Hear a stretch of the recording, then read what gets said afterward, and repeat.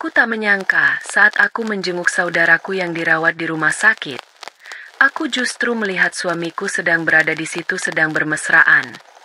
Padahal katanya dia izin pamit dinas luar kota. Sebelum masuk ke ceritanya, absen dulu yuk dengan cara subscribe, like, dan komen di bawah. Oke, kita mulai. Pagi itu terasa sama seperti pagi-pagi lainnya di surga kecil yang Arini bangun bersama Bagas, suaminya. Aroma kopi Arabica yang baru diseduh menguar dari dapur, berbaur dengan wangi roti panggang yang dilapisi selai srikaya buatan Arini sendiri. Sinar matahari pagi menembus jendela besar di ruang makan mereka, menerpa pot-pot anggrek bulan yang berjajar rapi di ambang jendela, menciptakan kilau embun yang indah. Arini tersenyum puas. Semua ini adalah dunianya. Sebuah dunia yang ia rawat dengan segenap hati. Sebuah mahligai pernikahan yang ia yakini kokoh tak akan tertandingi.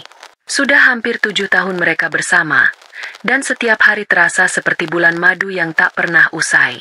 Bagas keluar dari kamar mandi dengan handuk yang melilit pinggangnya. Rambutnya yang basah meneteskan air ke lantai pualam. Ia berjalan mendekati Arini yang sedang menata meja makan, lalu memeluknya dari belakang.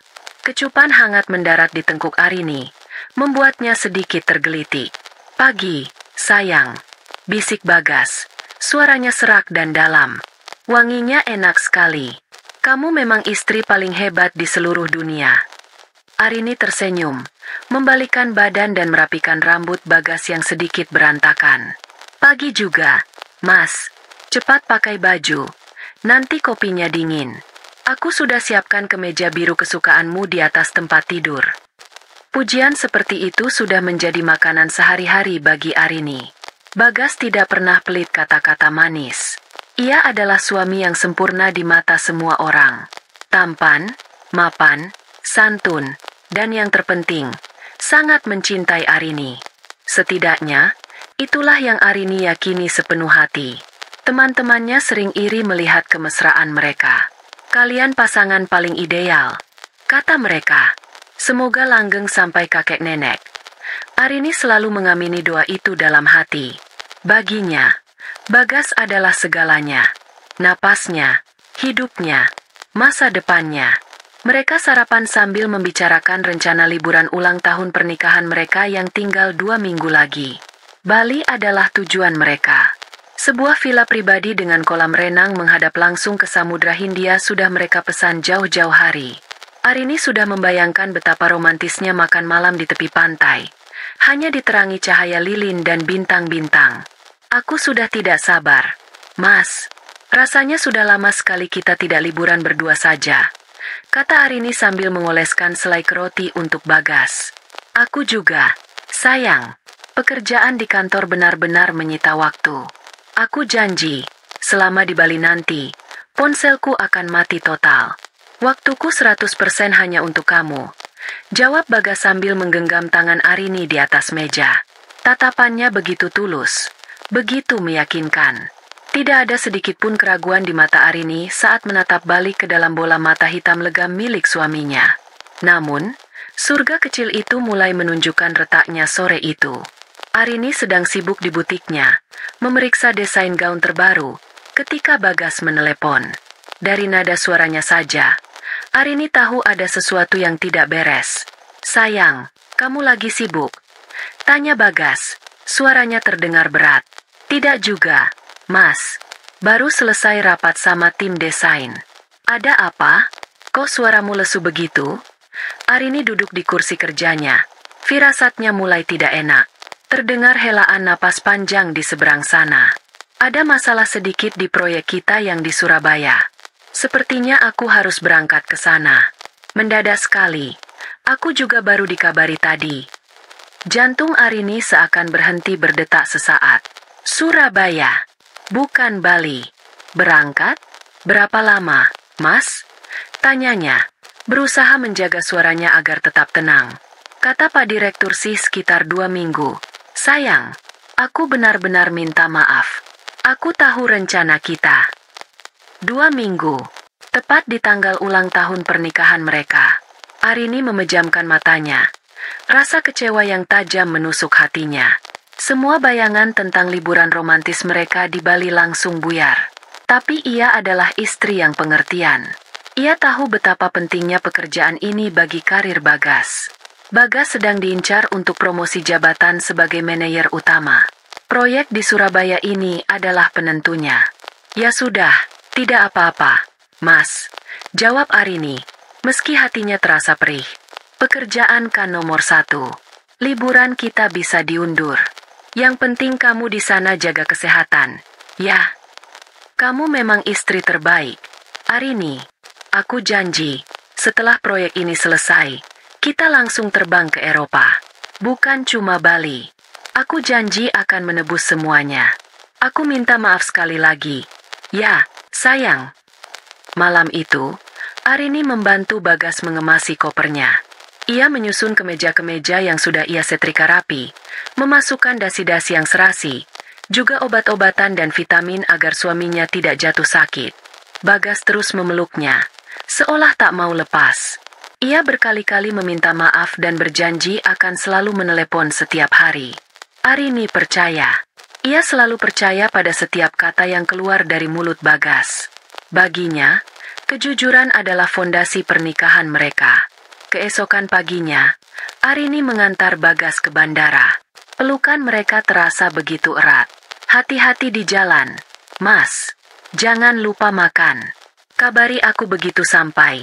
Ya, pesan Arini. Pasti, sayang. Kamu juga hati-hati di rumah. Aku akan merindukanmu. Balas Bagas sambil mencium kening Arini lama sekali sebelum akhirnya berjalan menuju gerbang keberangkatan.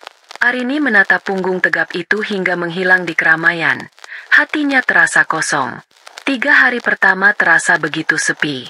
Rumah besar mereka terasa hampa tanpa kehadiran Bagas. Arini menyibukkan diri di butik, bekerja hingga larut malam untuk mengusir rasa rindu. Bagas menepati janjinya.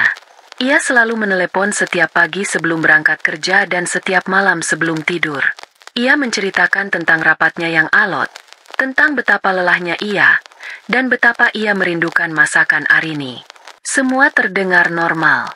Semua terdengar seperti suami yang sedang bekerja keras di luar kota. Sampai pada hari keempat, sebuah telepon dari nomor tak dikenal masuk ke ponsel Arini saat ia sedang makan siang sendirian.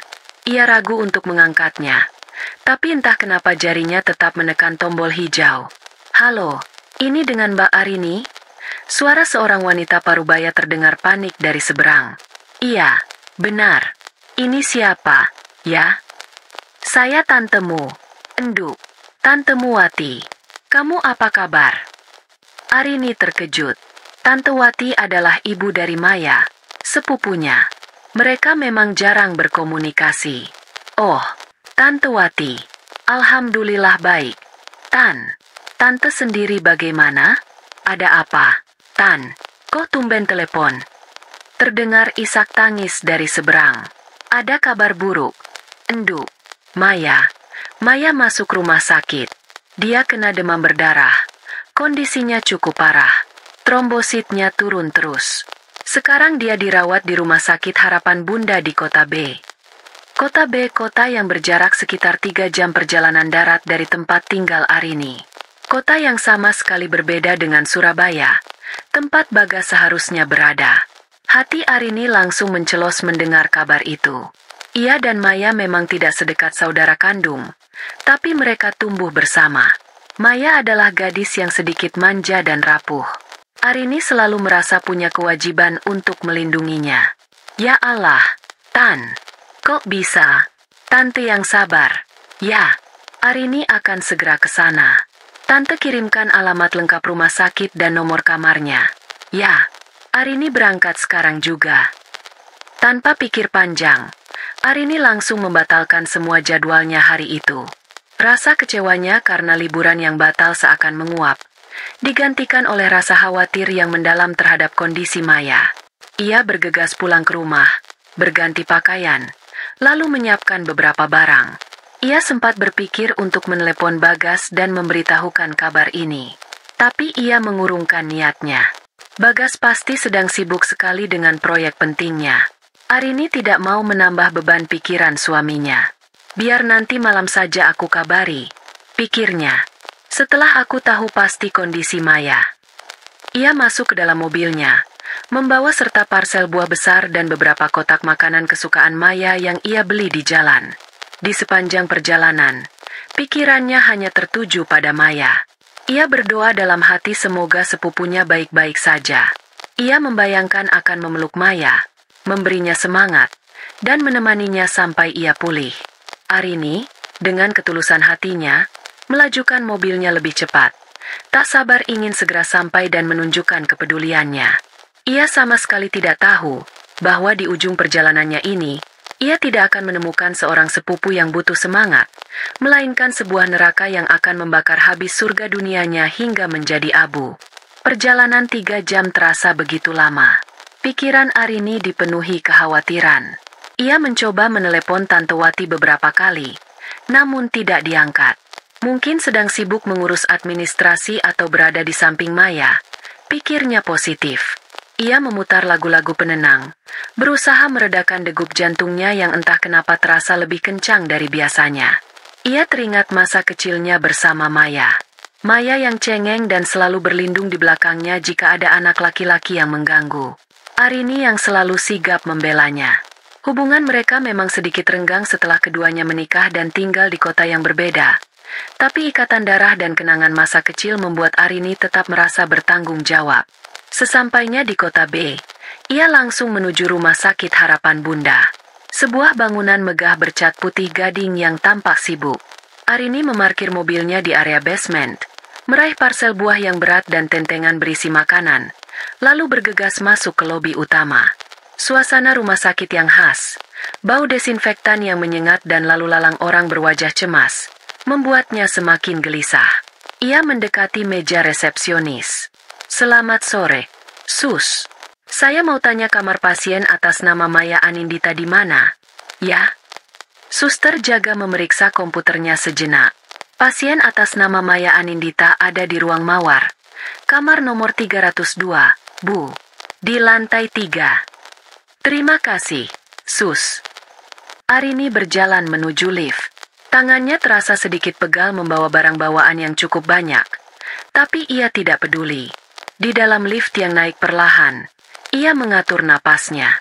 Ia harus terlihat ceria dan kuat di depan Maya dan tantenya. Ia tidak boleh menunjukkan wajah cemas. Lantai 3 terasa lebih sunyi. Hanya ada beberapa perawat yang berlalu lalang dan keluarga pasien yang menunggu di depan kamar. Arini mengikuti petunjuk arah, menyusuri koridor panjang hingga akhirnya menemukan pintu dengan plakat bertuliskan, "Kamar Mawar 302. Pintunya sedikit terbuka, menyisakan celah selebar beberapa sentimeter. Arini hendak langsung mengetuk dan masuk, tapi sebuah suara yang sangat ia kenal menghentikan gerakannya. "Ini, buka mulutnya lagi, sayang. Makan yang banyak biar cepat sembuh." Itu suara Bagas. Dunia Arini seakan berhenti berputar. Untuk sesaat, ia pikir ia salah dengar. Atau mungkin ada orang lain yang memiliki suara semirip suaminya. Tidak mungkin. Bagas seharusnya berada di Surabaya, ratusan kilometer dari sini, sibuk dengan proyek maha pentingnya. Itu tidak mungkin suaminya. Dengan tangan gemetar, Arini mendorong sedikit pintu itu agar celahnya lebih lebar, cukup untuk mengintip ke dalam tanpa menimbulkan suara. Dan di sanalah neraka itu tersaji di depan matanya. Di atas ranjang rumah sakit, Maya terbaring lemah. Tapi bukan pemandangan itu yang menghancurkan Arini. Di samping ranjang, duduk di sebuah kursi, adalah Bagas, suaminya. Pria yang 3 hari lalu ia antar ke bandara untuk perjalanan dinas ke Surabaya. Bagas tidak terlihat seperti orang yang kebetulan menjenguk. Ia terlihat seperti seorang suami yang sedang merawat istrinya. Kemejanya digulung hingga ke siku. Wajahnya menunjukkan kelembutan dan kekhawatiran yang begitu dalam. Tangannya dengan telaten memegang sendok, menyuapkan bubur ke mulut Maya. Setelah Maya menelan, tangan Bagas yang lain dengan sigap meraih tisu dan mengelap sudut bibir Maya dengan gerakan yang begitu intim, begitu terbiasa. "Sudah, ya, aku sudah kenyang," rengek Maya dengan suara manja. "1 suap lagi, ya? Demi aku, kamu harus kuat," bujuk Bagas. Suaranya penuh kasih sayang. Nada suara yang sama persis seperti saat ia membujuk Arini untuk meminum obat saat sakit. Arini membeku di tempatnya berdiri. Parsel buah dan tentengan makanan terasa seperti beban seberat 100 kilogram. Napasnya tercekat di tenggorokan. Telinganya berdenging kencang, meredam suara-suara lain di koridor rumah sakit. Yang bisa ia lihat hanyalah pemandangan di dalam kamar itu. Pemandangan yang memuakkan. Bukan hanya adegan suap-menyuap itu, tapi tatapan mereka. Maya menatap Bagas dengan tatapan memuja, penuh ketergantungan dan cinta. Dan Bagas membalas tatapan itu dengan kelembutan yang sama. Ia mengusap puncak kepala Maya, merapikan anak rambut yang menempel di dahinya yang berkeringat. Itu adalah sentuhan seorang kekasih. Sentuhan yang tidak seharusnya ia berikan pada wanita lain, apalagi sepupu istrinya sendiri. Di mana Tante Wati? Arini tidak melihatnya di dalam ruangan. Hanya ada mereka berdua. Dalam dunia kecil mereka yang begitu mesra, di atas penderitaan Maya yang menjadi latar belakang sandiwara mereka. Proyek penting di Surabaya. Kalimat itu berputar-putar di kepala Arini seperti kaset rusak. Jadi ini proyeknya? Merawat seorang wanita yang bukan istrinya dengan penuh kasih sayang di kota lain? Kebohongan itu begitu rapi, begitu sempurna. Arini merasakan kakinya lemas. Ia mundur selangkah, lalu selangkah lagi. Otaknya gagal memproses pengkhianatan sebesar ini. Rasa sakitnya begitu luar biasa hingga ia tidak merasakan apa-apa. Kosong, hampa. Genggaman tangannya pada parsel buah melemah. Dan sedetik kemudian, keranjang itu terlepas dari tangannya. Braa! Suara apel, jeruk, dan pir yang berhamburan di lantai keramik koridor yang sunyi terdengar begitu memekakan. Seperti suara dunianya yang pecah berkeping-keping. Suara gaduh itu sontak membuat dua orang di dalam kamar menoleh kaget ke arah pintu. Tatapan Bagas bertemu dengan tatapan Arini. Ekspresi lembut di wajah Bagas langsung berubah menjadi kepanikan total. Pucat pasi. Matanya membelalak seolah melihat hantu. Maya yang terbaring di ranjang juga ikut terkejut. Wajahnya yang pucat karena sakit kini dipenuhi ketakutan. Arini tidak mengatakan apa-apa. Ia hanya menatap Bagas dengan tatapan kosong. Tatapan seorang wanita yang dunianya baru saja dihancurkan oleh orang yang paling ia percayai. Ia tidak berteriak. Ia tidak menangis. Ia hanya berdiri mematung di antara buah-buahan yang berserakan di kakinya. Bagas adalah yang pertama sadar dari keterkejutannya. Ia melompat dari kursinya dan berlari keluar kamar. Arini, sayang, ini tidak seperti yang kamu lihat. Aku bisa jelaskan. Namun, Arini tidak mendengarkan. Ia membalikkan badannya dan berjalan pergi. Langkahnya pelan dan goyah pada awalnya. Namun semakin lama semakin cepat. Ia tidak berlari. Ia hanya berjalan dengan langkah panjang dan pasti, menjauhi sumber rasa sakitnya. Arini, tunggu. Dengarkan aku dulu. Bagas berusaha meraih lengannya. Arini menepis tangan itu dengan kasar tanpa menoleh.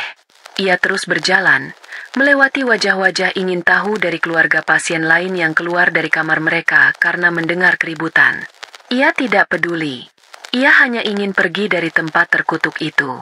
Ia menekan tombol lift dengan tangan yang masih gemetar hebat. Saat pintu lift terbuka, ia segera masuk dan menekan tombol lobi berulang kali, seolah itu bisa membuatnya pergi lebih cepat. Bagas tertinggal di luar, menatap pintu lift yang tertutup dengan wajah putus asa. Di dalam kotak logam yang membawanya turun, Arini akhirnya bersandar di dinding dingin. Ia menatap pantulan dirinya di permukaan metalik pintu lift. Seorang wanita bodoh dengan wajah pucat dan mata kosong. Air mata akhirnya mulai menggenang di pelupuk matanya, tapi tidak jatuh. Amarah yang dingin dan membekukan mulai merayap naik dari dasar hatinya, membunuh rasa sedih itu sebelum sempat muncul ke permukaan. Ia tidak akan menangis. Tidak untuk mereka. Sesampainya di lobi, ia berjalan lurus menuju pintu keluar, mengabaikan tatapan heran orang-orang. Ia terus berjalan menuju mobilnya di basement yang temaram. Ia masuk ke dalam mobil, mengunci pintunya, dan duduk diam di balik kemudi selama beberapa menit. Hening, hanya suara napasnya yang mulai memburu. Ia memukul setir mobilnya. Klik. 2 kali, 3 kali. Bukan sebuah pukulan histeris, melainkan pukulan yang penuh dengan amarah yang terukur. Ia meraih ponselnya. Ada belasan panggilan tak terjawab dari Bagas. Ia mengabaikannya. Jarinya justru membuka galeri foto. Di sana, ada ratusan foto dirinya dan Bagas. Foto pernikahan mereka, foto liburan mereka, foto saat mereka tertawa bahagia. Surga dunianya. Surga palsu yang dibangun di atas tumpukan kebohongan. Dengan jari gemetar karena amarah, ia menekan tombol, pilih semua, lalu menekan ikon tempat sampah. Hapus 1347 item. Sebuah notifikasi muncul di layar. Arini menekan, ya. Saat itu, ia tahu pernikahannya sudah berakhir. Tapi ia tidak akan membiarkannya berakhir begitu saja. Mereka telah menghancurkannya. Sekarang, gilirannya untuk menghancurkan mereka. Hening di dalam mobil terasa memekakan. Arini tidak menyalakan mesin. Ia hanya duduk tegak. Kedua tangannya mencengkeram erat roda kemudi hingga buku-buku jarinya memutih. Di luar, di bawah cahaya lampu neon basement yang berkedip-kedip, ia bisa melihat bayangan Bagas yang berlari mendekat. Ketukan panik di kaca jendela mobilnya terdengar seperti detak jantung orang yang sekarat. Arini, buka pintunya. Sayang, tolong, biarkan aku jelaskan. Suara Bagas terdengar teredam dari luar. Ia menempelkan wajahnya ke kaca. Matanya memancarkan kepanikan yang luar biasa. Arini tidak bergerak. Ia hanya menatap lurus ke depan, ke dinding beton yang dingin. Ia membiarkan suaminya mengetuk, memohon, dan memanggil namanya berulang kali. Setiap panggilan itu terasa seperti sayatan belati baru di hatinya. Namun wajahnya tetap tanpa ekspresi. Ia sedang membangun dinding di sekeliling hatinya. Dinding yang tebal dan dingin, yang tidak akan bisa ditembus oleh air mata buaya atau penjelasan penuh dusta. Tak lama kemudian, sesosok tubuh yang lebih ringkih muncul di samping Bagas.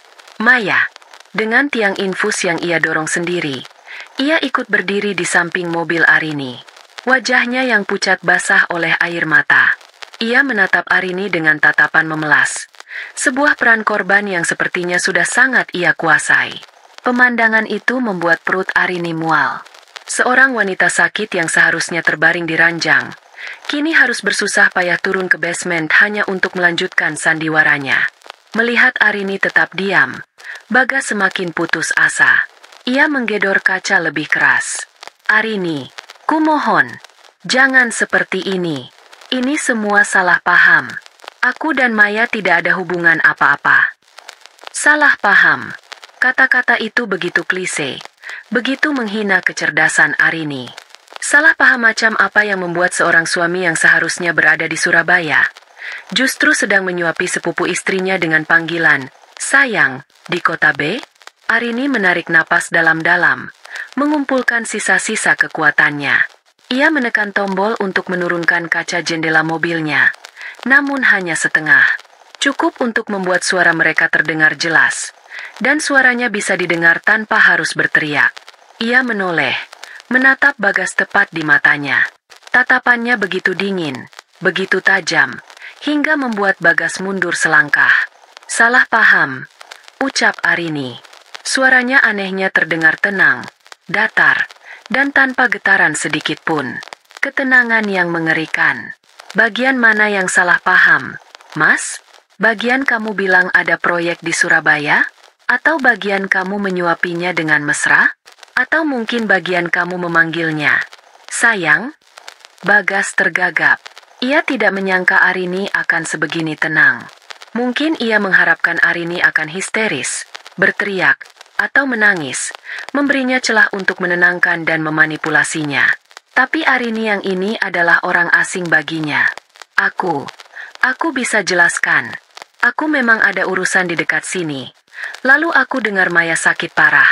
Sebagai keluarga, aku hanya menjenguknya, menolongnya. Ibunya sedang pulang sebentar. Aku kasihan padanya. Arini, hanya kasihan, kata Bagas. Rangkaian kebohongan itu meluncur dari mulutnya dengan sedikit terbata. Arini tersenyum sinis.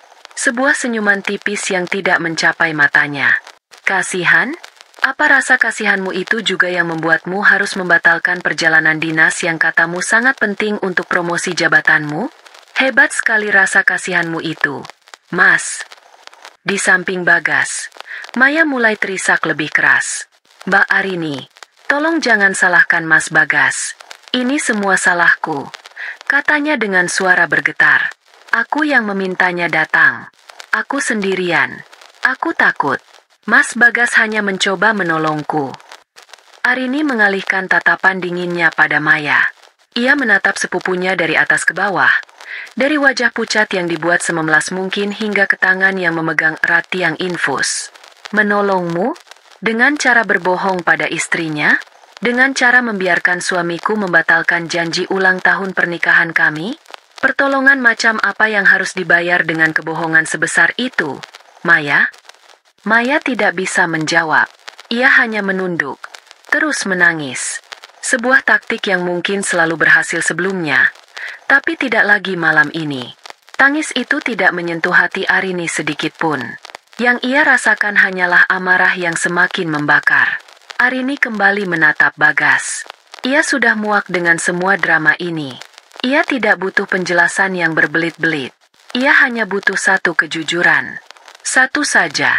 Sebuah kejujuran pahit yang akan menjadi penutup dari semua kebohongan manis selama ini. Aku tidak akan bertanya lagi apa yang kamu lakukan di sini atau kenapa kamu berbohong padaku. Aku tidak peduli lagi dengan semua alasanmu, kata Arini. Suaranya kini sedikit bergetar, bukan karena sedih, tapi karena menahan amarah yang siap meledak. Aku hanya ingin tahu satu hal. Jawab dengan jujur. Bagas. Ini satu-satunya kesempatanmu untuk mengatakan kejujuran padaku malam ini. Arini berhenti sejenak. Tatapannya mengunci mata Bagas, seolah ingin menelanjangi jiwanya. Sudah berapa lama kalian menikah di belakangku? Pertanyaan itu seperti sebuah bom. Bagas membeku. Wajahnya yang sudah pucat kini menjadi seputih kertas. Ia melirik ke arah Maya, mencari dukungan.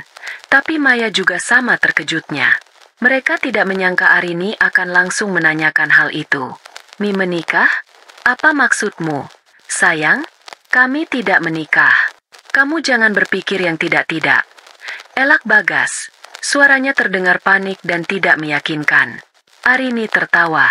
Tawa yang terdengar kering dan penuh kepahitan. Jangan panggil aku, sayang. Panggilan itu sudah terasa menjijikkan dari mulutmu. Aku tanya sekali lagi. Bagas, jawab aku, bentak Arini. Ketenangannya akhirnya retak. Untuk pertama kalinya, suaranya meninggi, membuat Bagas dan Maya tersentak. Bagas menelan ludah. Ia tampak kebingungan, terjebak dalam jaring kebohongannya sendiri. Ia menatap Arini, lalu menatap Maya. Ia seperti seorang pengecut yang tidak tahu harus berbuat apa. Melihat keraguan Bagas, justru Maya yang angkat bicara. Mungkin ia lelah bersandiwara, atau mungkin ia melihat ini sebagai kesempatan untuk mengukuhkan posisinya. Dengan sisa-sisa keberaniannya, sambil tetap terisak, ia berkata, "Maafkan kami, Mbak. Kami sudah menikah siri. Sudah setahun." Pengakuan itu, meskipun sudah Arini duga, tetap menghantamnya seperti palu godam. Setahun. Jadi selama 365 hari terakhir, setiap pelukan hangat dari Bagas, setiap kecupan mesra, setiap kata cinta, semuanya adalah bagian dari sebuah pengkhianatan besar. Selama setahun ia tidur di samping seorang pria yang sudah berbagi tubuh dan komitmen dengan wanita lain. Dengan sepupunya sendiri. Rasa sakit itu begitu nyata. Seolah ada tangan tak kasat mata yang meremas jantungnya hingga nyaris berhenti berdetak. Arini tidak bereaksi. Ia hanya menatap keduanya. Bergantian. Bagas yang kini menunduk, tak berani menatapnya. Dan Maya yang menatapnya dengan campuran rasa takut dan sedikit pembangkangan. Sekarang semuanya jelas. Semuanya masuk akal. Perjalanan dinas yang sering mendadak. Ponsel yang kadang sulit dihubungi dengan alasan rapat. Sikapnya yang kadang terasa jauh. Semuanya adalah kepingan puzzle dari sebuah pengkhianatan yang menjijikan. Ia menarik napas panjang.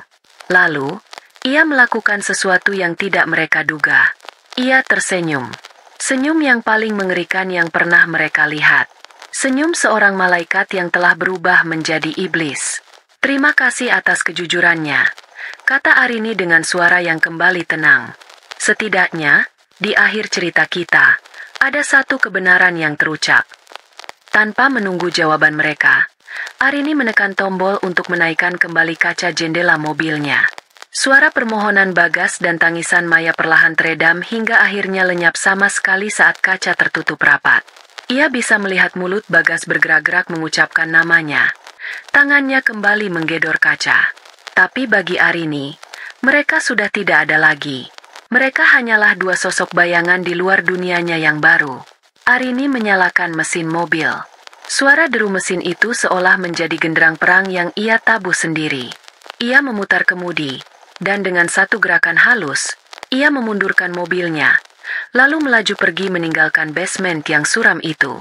Dari kaca spion, ia bisa melihat Bagas dan Maya berdiri mematung, tampak kecil dan menyedihkan di bawah cahaya lampu neon. Ia tidak akan pernah kembali ke sana. Di sepanjang perjalanan pulang, air mata tidak kunjung turun. Yang ada hanyalah kehampaan yang dingin. Namun, di dalam kehampaan itu, sebuah benih mulai tumbuh. Benih amarah. Benih kebencian, dan yang paling kuat, benih keinginan untuk membalas dendam. Mereka telah mengambil semuanya darinya. Kebahagiaannya, kepercayaannya, harga dirinya. Mereka pikir ia akan hancur dan menangis di pojokan. Mereka salah. Mereka telah membangunkan seekor singa betina yang selama ini tertidur lelap dalam kenyamanan sebuah surga palsu. Arini mencengkeram kemudi lebih erat. Jalanan tol yang gelap di depannya seolah menjadi cerminan masa depan yang akan ia ciptakan untuk mereka. Gelap dan tanpa harapan. Lihatlah pembalasanku, bisiknya pada dirinya sendiri, pada kegelapan malam. Kalian yang memulai perang ini, tapi aku, Arini, yang akan memastikannya berakhir. Kupastikan kalian hancur. Sehancur-hancurnya. Sumpah itu terucap bukan dengan air mata, tapi dengan kobaran api dendam yang mulai membakar jiwanya. Pintu rumah terbuka dengan bunyi klik yang terasa asing. Arini melangkah masuk ke dalam rumah yang selama ini ia sebut sebagai istananya. Tapi malam ini, tempat itu terasa seperti sebuah museum. Museum yang memamerkan artefak-artefak dari sebuah kehidupan yang telah mati. Foto pernikahan besar mereka yang tergantung di ruang tamu seolah mengejeknya. Sofa empuk tempat ia dan Bagas biasa menonton film sambil berpelukan kini terasa dingin dan tidak ramah. Aroma parfum Bagas yang samar-samar masih tertinggal di udara terasa menyesakan. Semuanya palsu. Semua adalah bagian dari sebuah panggung sandiwara besar dan ia adalah satu-satunya penonton yang tidak tahu bahwa pertunjukan itu adalah sebuah tragedi. Ia tidak menyalakan lampu utama, hanya lampu kecil di sudut ruangan. Ia berjalan melewati semua kenangan itu tanpa melihatnya. Tujuannya hanya satu, kamar tidur mereka. Kamar yang seharusnya menjadi tempat paling pribadi dan aman, kini terasa seperti lokasi kejadian perkara. Ia tidak sanggup tidur di ranjang yang sama, yang mungkin masih menyimpan jejak kebohongan suaminya. Ia mengambil beberapa set pakaian dari lemari, bantal, dan selimut, lalu pindah ke kamar tamu di lantai bawah. Ia butuh ruang steril dari semua kenangan tentang Bagas. Malam itu, Arini tidak tidur barang sedetik pun. Otaknya bekerja lebih keras dari biasanya. Fase sakit hati dan syok telah lewat. Kini yang tersisa adalah logika yang dingin dan tajam. Kemarahan telah menjadi bahan bakar untuk otaknya. Ia duduk di tepi ranjang di kamar tamu yang gelap, ditemani secangkir teh hijau yang mulai mendingin. Ia mulai memetakan semuanya di dalam kepala. Bagas dan Maya. Apa kelemahan mereka? Apa yang paling berharga bagi mereka? Bagi Bagas, ada 3 hal. Karirnya, reputasinya, dan tentu saja, uang. Ia sangat bangga dengan posisinya di perusahaan. Ia suka dipuji dan dihormati. Ia menikmati gaya hidup mewah yang mereka miliki. Bagi Maya, kelemahannya lebih sederhana. Ia bergantung pada Bagas. Ia menikmati kemewahan yang diberikan Bagas, dan ia sangat peduli dengan citranya di mata keluarga besar sebagai gadis manis dan rapuh. Arini tersenyum getir di dalam kegelapan. Ia sudah memiliki targetnya. Ia tidak akan menghancurkan mereka dengan amukan emosional. Itu terlalu mudah dan tidak memuaskan. Ia akan melakukannya secara perlahan, sistematis, dan menyakitkan. Ia akan mencabut satu persatu pilar yang menopang kehidupan mereka, hingga mereka runtuh dan tidak memiliki apa-apa lagi untuk berpegangan. Keesokan paginya, setelah mandi air dingin untuk menjernihkan pikirannya, Arini melakukan panggilan telepon pertamanya. Bukan untuk ibunya, bukan untuk sahabatnya untuk menangis. Ia menelepon Rina Adriani, teman baiknya sejak kuliah yang kini menjadi salah satu pengacara perceraian paling ditakuti di kota. Halo, Rin. Ini aku, Arini. Arini, ya ampun, kemana aja lo? Tiba-tiba ngilang. Suara lo kenapa? Lo sakit? Suara ceria Rina di seberang sana terdengar kontras dengan suasana hati Arini. Aku baik. Rin, aku butuh bantuanmu. Bantuan profesional. Bisa kita ketemu hari ini? Ini sangat penting dan mendesak. Suara Arini terdengar tenang dan terkendali. Tidak seperti suara seorang wanita yang baru saja menemukan suaminya berselingkuh. Ketenangan itu justru membuat Rina waspada. Tentu bisa. Kantorku jam 11 nanti. Lo baik-baik aja kan, RI? Aku akan baik-baik saja. Sampai ketemu nanti, jawab Arini. Lalu menutup telepon sebelum Rina sempat bertanya lebih jauh. Pukul 11 tepat. Arini sudah duduk di seberang meja Rina di kantor hukumnya yang elegan. Rina menatap sahabatnya dengan tatapan khawatir. Arini terlihat berbeda. Ia lebih kurus dari pertemuan terakhir mereka, dan ada lingkaran hitam samar di bawah matanya. Tapi yang paling berbeda adalah sorot matanya. Tidak ada lagi kehangatan di sana. Yang ada hanyalah kilau dingin yang tajam seperti baja. Oke, ceritakan padaku. Ada apa? Tanya Rina, langsung ke intinya. Tanpa emosi, tanpa air mata, Arini menceritakan semua kejadiannya. Dari kebohongan Bagas tentang dinas ke Surabaya, perjalanannya ke rumah sakit, pemandangan yang ia lihat di kamar perawatan, hingga pengakuan tentang pernikahan siri yang sudah berjalan setahun. Ia menceritakannya seperti sedang melaporkan sebuah kronologi kejadian, bukan seperti menceritakan kehancuran rumah tangganya. Rina mendengarkan dengan saksama. Rahangnya mengeras karena marah. Sebagai sahabat, ia ingin sekali memeluk Arini dan mengutuk Bagas. Tapi sebagai pengacara, ia melihat kekuatan yang luar biasa pada diri Arini. Bajingan, desis Rina setelah Arini selesai bercerita. Aku tidak percaya Bagas bisa melakukan ini. Dan Maya, sepupumu sendiri, ini gila. Aku tidak butuh simpati, Rin. Aku butuh strategi, kata Arini tegas. Aku ingin menceraikannya, tapi aku tidak ingin hanya bercerai. Aku ingin dia kehilangan segalanya. Pekerjaannya, hartanya, reputasinya. Aku ingin dia dan perempuan itu merasakan bagaimana rasanya menjadi remah-remah yang tidak berarti. Bisa kamu bantu aku? Rina menatap Arini dengan tatapan kagum. Sahabatnya yang dulu lembut kini telah berubah. Aku tidak hanya bisa, RI. Aku akan dengan senang hati membantumu melakukan itu. Mereka salah telah memilih lawan. Diskusi mereka berubah menjadi sesi strategi perang. Rina menjelaskan langkah-langkah hukum yang harus mereka ambil. Pertama, jangan gegabah. Jangan hubungi dia. Jangan balas pesannya. Biarkan dia panik. Kedua, kita butuh amunisi. Bukti sebanyak-banyaknya. Perselingkuhan saja sudah cukup untuk memenangkan gugatan. Tapi jika kita bisa membuktikan adanya penipuan finansial, kita bisa melucutinya sampai ke celana dalamnya. Penipuan finansial? Tanya Arini. Pikirkan, RI. Dari mana dia mendapatkan uang untuk membiayai Maya selama setahun? Membeli hadiah, mungkin apartemen. Tanpa sepengetahuanmu, gaji dia memang besar. Tapi pengeluaran kalian juga besar. Aku curiga dia tidak menggunakan uang bersih. Sebuah lampu menyala di kepala Arini. Ia teringat betapa ngototnya Bagas mengerjakan proyek Surabaya. Itu, yang katanya akan memberinya bonus besar. Proyek kantornya, bisik Arini. Dia bilang proyek itu sangat penting. Nah, itu titik awalnya, kata Rina sambil mengetuk-ngetukkan penanya di meja. Tugas pertamamu, menjadi detektif di rumahmu sendiri. Cari semua dokumen keuangannya. Laporan bank, kartu kredit, slip gaji, dokumen investasi, dan terutama, semua yang berhubungan dengan proyek-proyek kantornya. Cari celah sekecil apapun. Sewa penyelidik swasta jika perlu. Kita akan kumpulkan semua bidak catur ini sebelum kita melakukan langkah pertama. Arini pulang dari kantor Rina dengan sebuah misi yang jelas. Rasa sakit di hatinya belum hilang, tapi kini rasa sakit itu memiliki tujuan.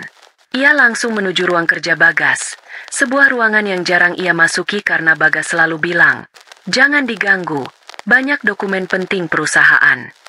Sekarang ia tahu, mungkin, dokumen penting, itu adalah rahasia-rahasianya. Dengan jantung berdebar, ia menyalakan laptop Bagas.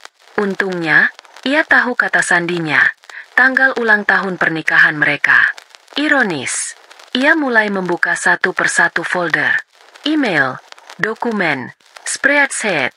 Matanya bergerak cepat, memindai setiap baris dan angka.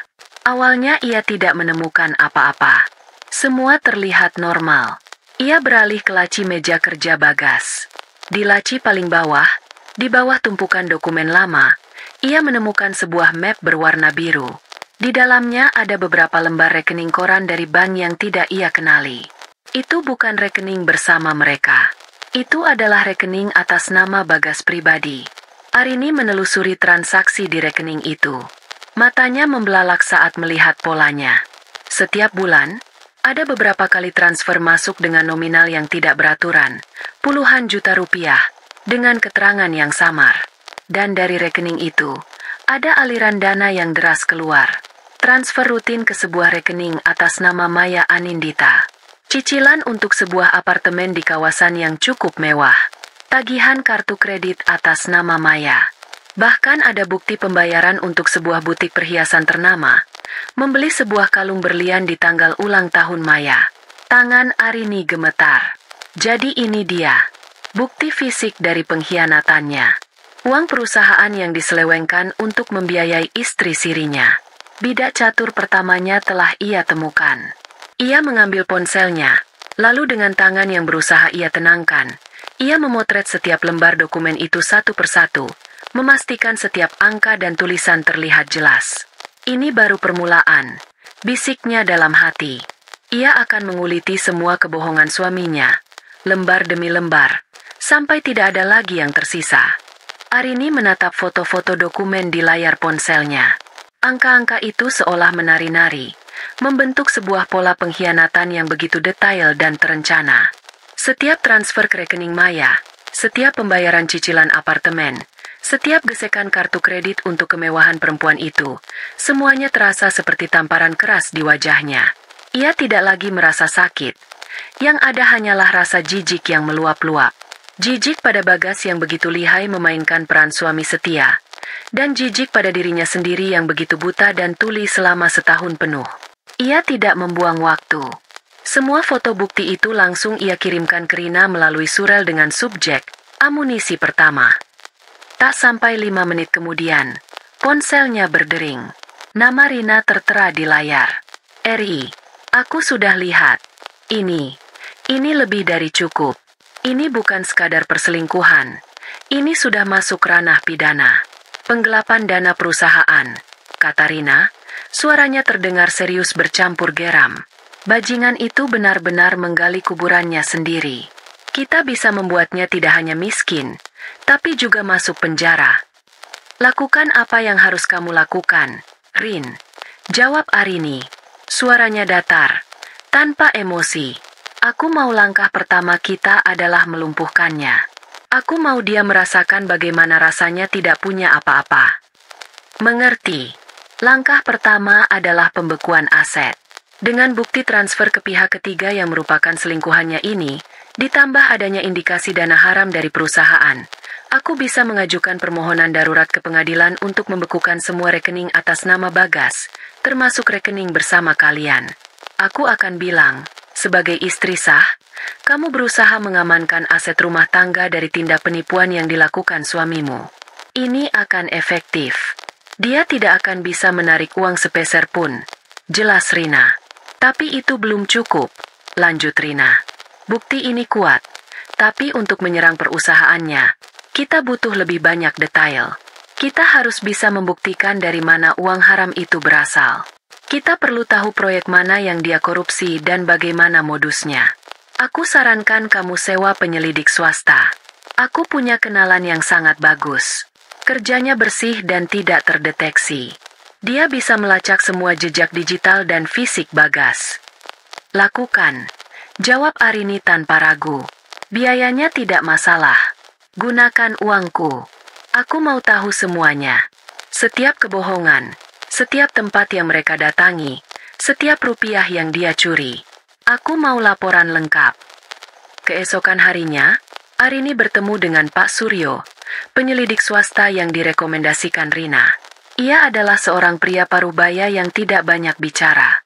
Penampilannya biasa saja, seperti seorang pegawai kantor kebanyakan, membuatnya mudah berbaur dan tidak menarik perhatian.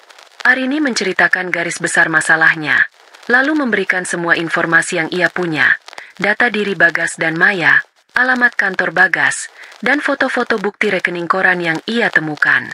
Pak Suryo mendengarkan dengan saksama, sesekali membuat catatan kecil di buku sakunya. Beri saya waktu 3 hari, Bu Arini. Katanya setelah Arini selesai, saya akan berikan laporan awal. 3 hari itu terasa seperti seabad. Arini tetap menjalankan rutinitasnya. Ia pergi ke butik, tersenyum pada karyawan dan pelanggannya, seolah tidak ada badai yang sedang mengamuk di dalam dirinya. Topengnya sempurna. Di saat yang sama, ponselnya tidak berhenti bergetar. Puluhan panggilan tak terjawab dan rentetan pesan masuk dari Bagas. Arini, tolong angkat teleponnya. Sayang, aku bisa jelaskan semuanya. Ini tidak seperti yang kamu pikirkan. Aku mohon, beri aku kesempatan. Aku akan ceraikan Maya. Aku akan lakukan apapun. Arini, kamu di mana? Kenapa rumah dikunci? Arini membaca semua pesan itu dengan hati yang dingin. Kata-kata itu tidak lagi berarti apa-apa baginya. Bagas bahkan sempat datang ke butiknya. Namun Arini sudah memerintahkan satpam untuk tidak mengizinkannya masuk dengan alasan apapun. Tepat di hari ketiga, sebuah surel masuk dari Pak Suryo. Isinya adalah laporan awal yang ia janjikan.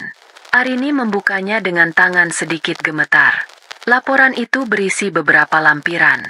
Lampiran pertama adalah serangkaian foto. Foto Bagas dan Maya sedang makan malam di sebuah restoran mewah 2 minggu lalu. Di hari saat Bagas seharusnya sedang lembur di kantor. Foto mereka keluar dari gedung apartemen yang cicilannya tertera di rekening koran. Bahkan ada foto candid saat Bagas membelikan Maya kalung berlian di toko perhiasan. Semua diambil dari jarak jauh, namun sangat jelas. Lampiran kedua lebih mengejutkan. Pak Suryo berhasil meretas data keuangan internal yang berhubungan dengan proyek fiktif di Surabaya. Ia menemukan modusnya. Bagas membuat beberapa vendor palsu. Ia mengajukan tagihan-tagihan fiktif untuk pekerjaan yang tidak pernah ada, lalu mencairkan dana tersebut ke rekening perusahaan cangkang yang ternyata bermuara di rekening pribadinya yang Arini temukan. Jumlahnya fantastis, hampir mencapai 2 miliar rupiah dalam setahun terakhir. Uang itulah yang ia gunakan untuk membiayai kehidupan gandanya. Jantung Arini berdebar kencang melihat bukti-bukti itu. Ini adalah senjata pemusnah massal. Ini lebih dari sekadar pembalasan dendam seorang istri. Ini adalah kasus kriminal yang serius. Ia meneruskan semua temuan itu ke Rina. Ini dia, tulis Rina dalam pesan balasannya. Waktunya memulai serangan. Datanglah ke kantorku besok pagi. Ada surat kuasa yang harus kamu tanda tangani. Pagi berikutnya, Arini sudah duduk manis di kantor Rina. Di atas meja, terhampar beberapa dokumen hukum. Rina menunjuk satu persatu, menjelaskan fungsinya. Surat permohonan pembekuan aset, surat pengajuan gugatan cerai, dan draft laporan anonim untuk Dewan Direksi Perusahaan Bagas. Kamu yakin, RI? Sekali kita menekan tombol ini, tidak ada jalan untuk kembali, tanya Rina, memberinya satu kesempatan terakhir untuk berpikir ulang. Arini mengambil pena yang tergeletak di meja.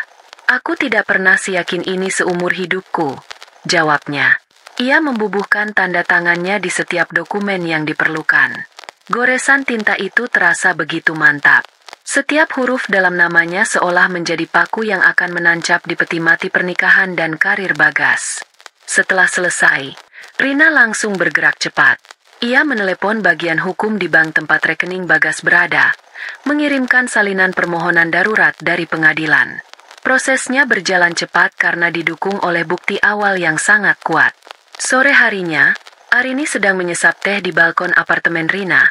Ia memutuskan untuk sementara tinggal di sana demi keamanan dan ketenangan, ketika ponselnya berdering. Nomor tidak dikenal. Ia mengangkatnya. Selamat sore, dengan Ibu Arini? Suara Pak Suryo terdengar di seberang. Iya, Pak, ada perkembangan. Target sedang berada di sebuah pusat perbelanjaan. Bu, sepertinya sedang menemani Nona Maya berbelanja. Tapi ada kejadian menarik, kata Pak Suryo. Kejadian apa?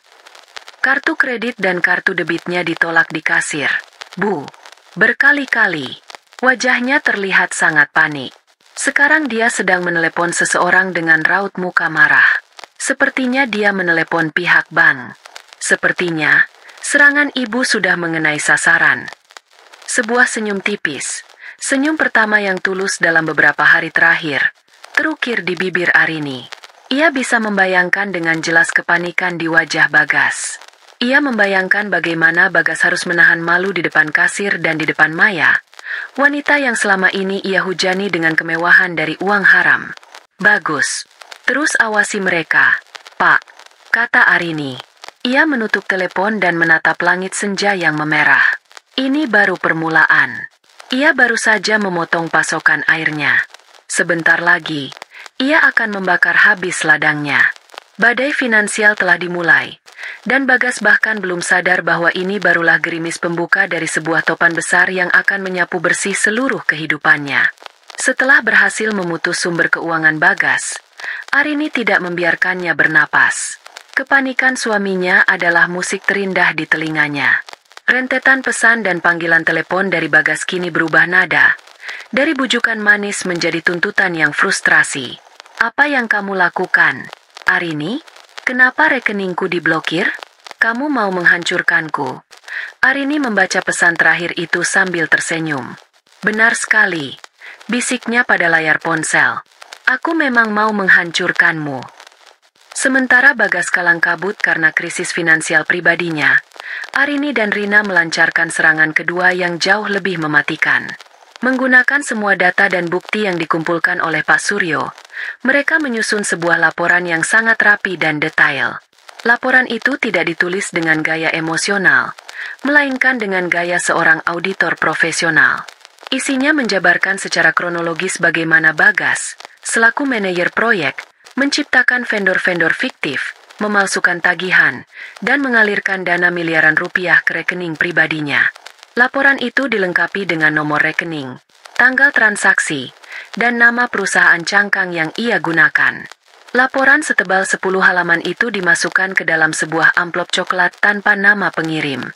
Rina menggunakan jasa kurir khusus untuk mengirimkannya secara bersamaan ke 3 alamat.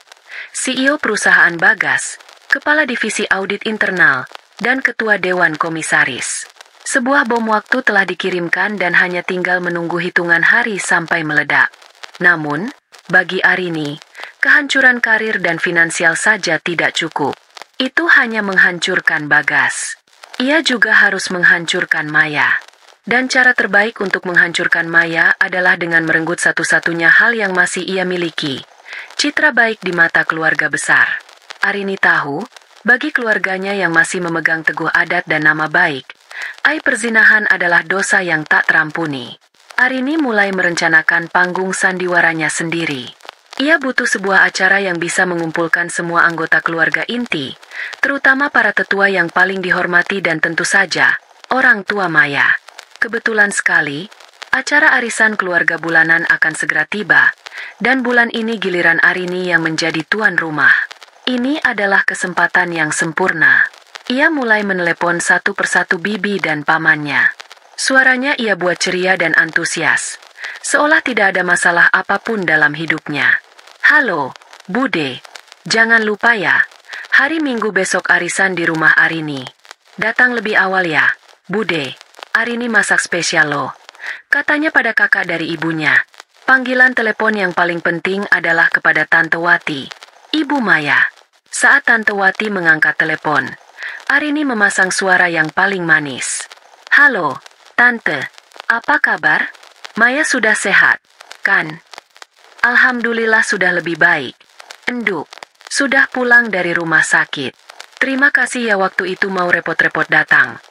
Jawab Tante Wati. Sama sekali tidak tahu bahwa kerepotan Arini adalah menemukan Ai putrinya. Syukurlah kalau begitu. Tan. Oh iya, jangan lupa hari Minggu arisan di rumah Arini. Yah, ajak Maya juga. Tan. Kasihan dia pasti bosan di rumah terus. Biar ketemu saudara-saudaranya. Biar cepat segar lagi, kata Arini. Ia sengaja menekankan agar Maya ikut. Umpannya harus datang ke dalam perangkap. Wah, ide bagus itu. Ia nanti Tante ajak Maya. Terima kasih ya, Arini. Kamu perhatian sekali. Perhatian. Arini hampir tertawa mendengarnya. Hari Minggu pun tiba. Rumah Arini yang selama beberapa hari terasa seperti kuburan, kini kembali ramai. Aroma masakan lezat, rendang, opor ayam, dan sambal goreng ati menguar di seluruh ruangan. Arini berdandan cantik, mengenakan gaun terusan berwarna cerah, menyambut setiap tamu yang datang dengan senyum ramah dan pelukan hangat. Ia adalah gambaran nyonya rumah yang sempurna. Para bibi dan paman memujinya. Kamu hebat sekali, Ri.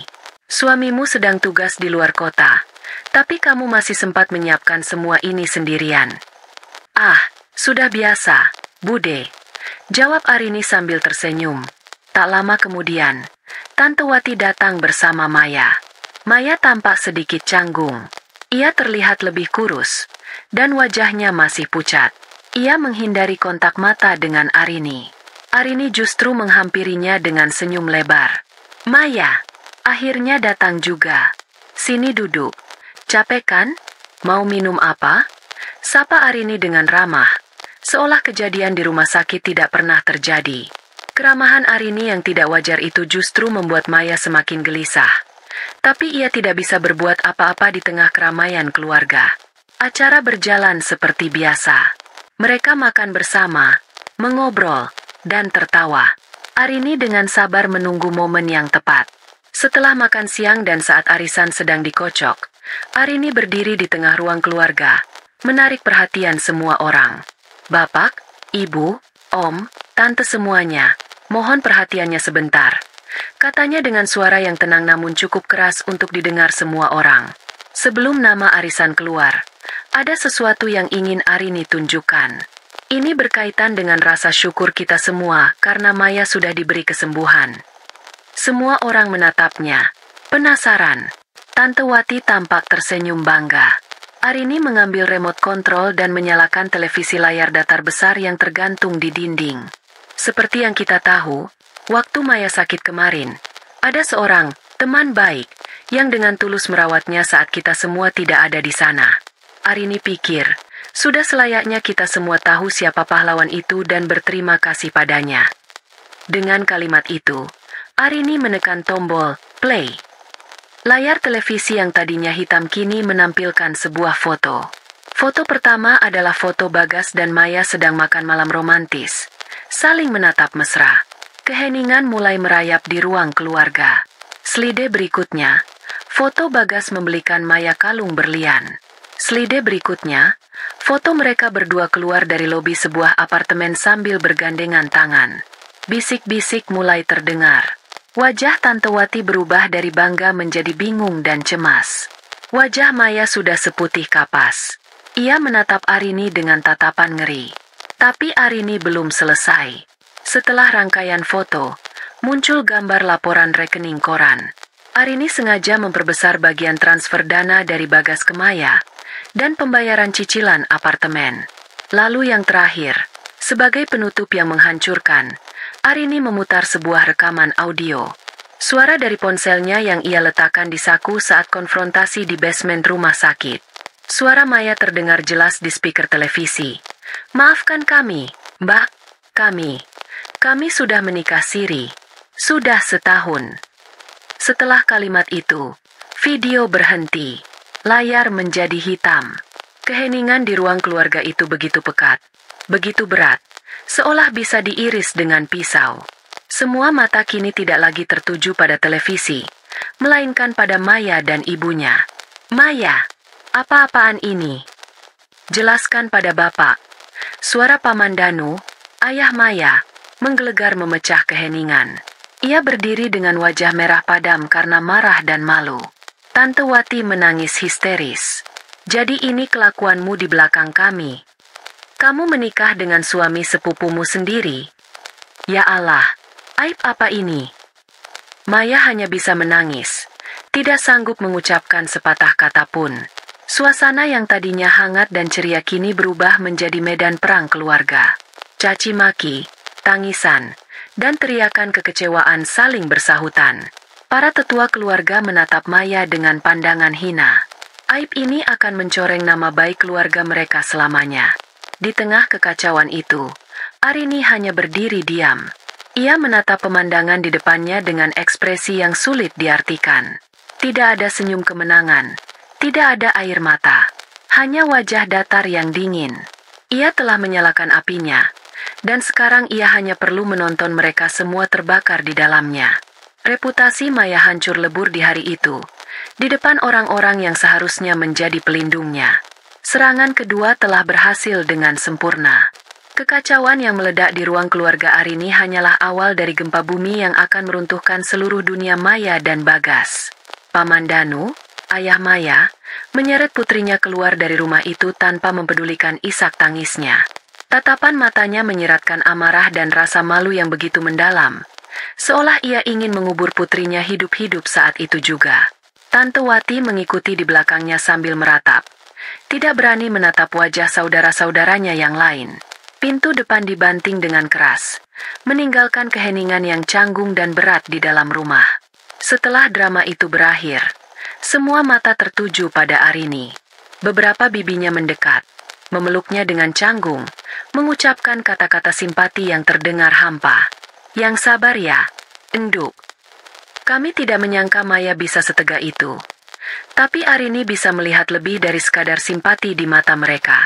Ada rasa ngeri, sedikit rasa takut, dan mungkin secercah kekaguman pada ketenangan dan keberaniannya.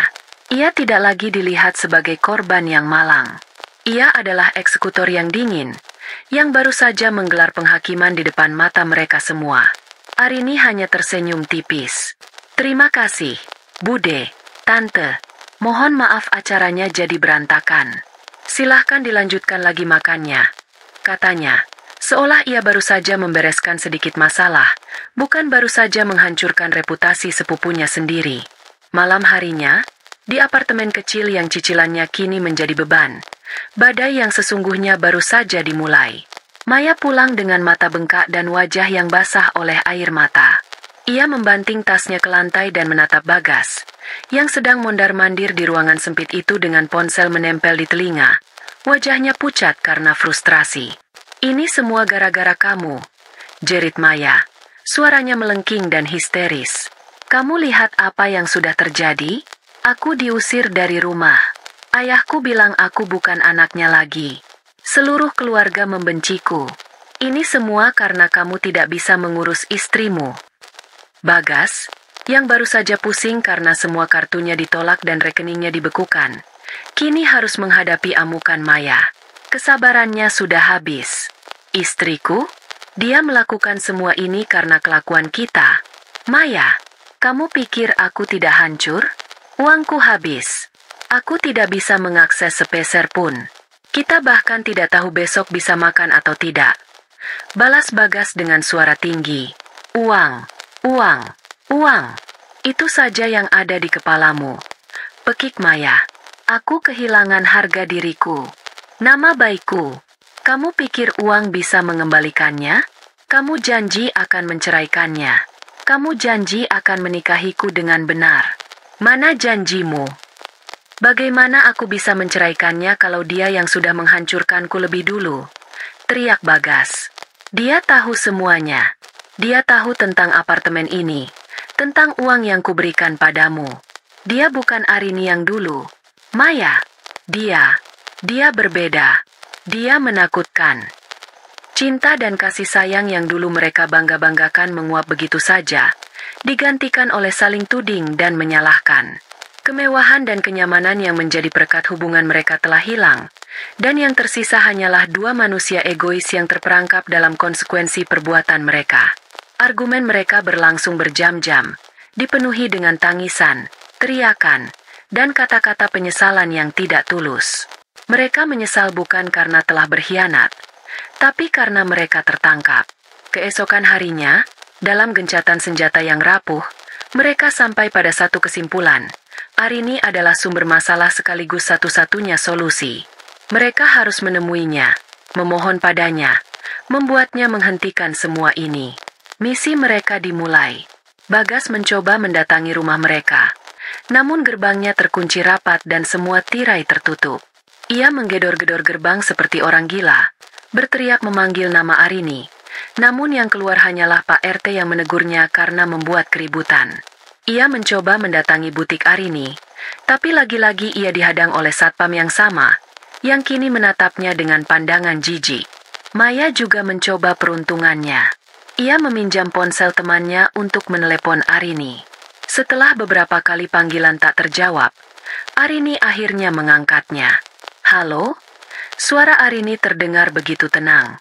Mbak, ini aku, Maya, kata Maya dengan suara gemetar. Hening sesaat di seberang sana. Lalu terdengar helaan napas. Nomor ini sudah saya blokir. Sepertinya saya harus memblokir nomor temanmu juga. Jangan pernah hubungi saya lagi.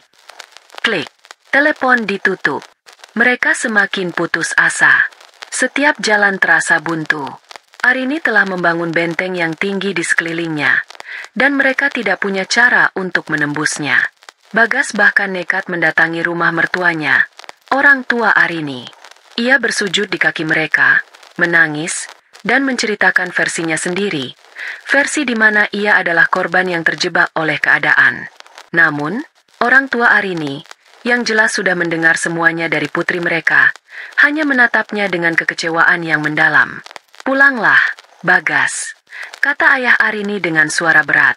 Kamu sudah menyakiti putri kami begitu dalam. Jangan pernah tunjukkan wajahmu di hadapan kami lagi. Semua urusanmu sekarang adalah dengan pengacara Arini. Pintu ditutup tepat di depan wajahnya.